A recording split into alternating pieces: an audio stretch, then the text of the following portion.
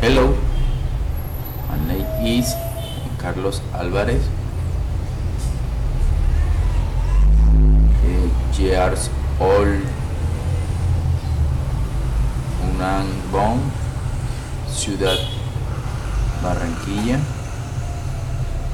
I live with con mi esposa, mis hijos, en la ciudad de Barranquilla. I am professional. I also student programas de ingeniería de sistemas en la UNAM doctor tal. I have un color de ojos marrones. I am color cabello es negro. Trip experiencia. In las Christmas, I went to Cartagena. I went to know the place. I stand the four people from the travel industry and really good discount. I like it because the visited Uten Castillo San Felipe Castle in un land speaking in Time and King book in December because was the vacancy. Direction de under in Cartagena in 6 to month I fees is to my is easy.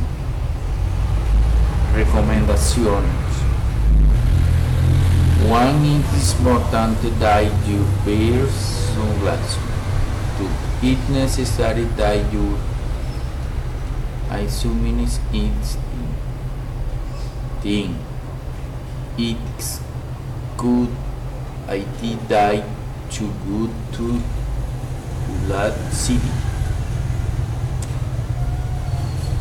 For fit is good, I that very good. Philip it's good idea go for me exhausted. 6. It is better to take your camera. 7. Is it recommended that you sell? 8. It's good idea good sensibility. So 9. It's good idea to have the important to flip through. A sugar proof by the sheet. Lucid good to tours ephemeral. Official you don't mean important. And beautiful place.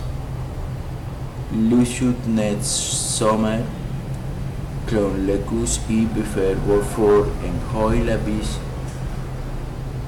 Should skip his thing everywhere. Look should wear clothes below its good make you feel good.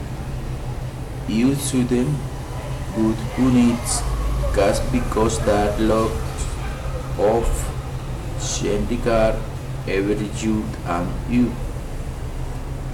They should want souvenir for your family and future have scars nucas by it didn't the Caspet credit card or bye bye.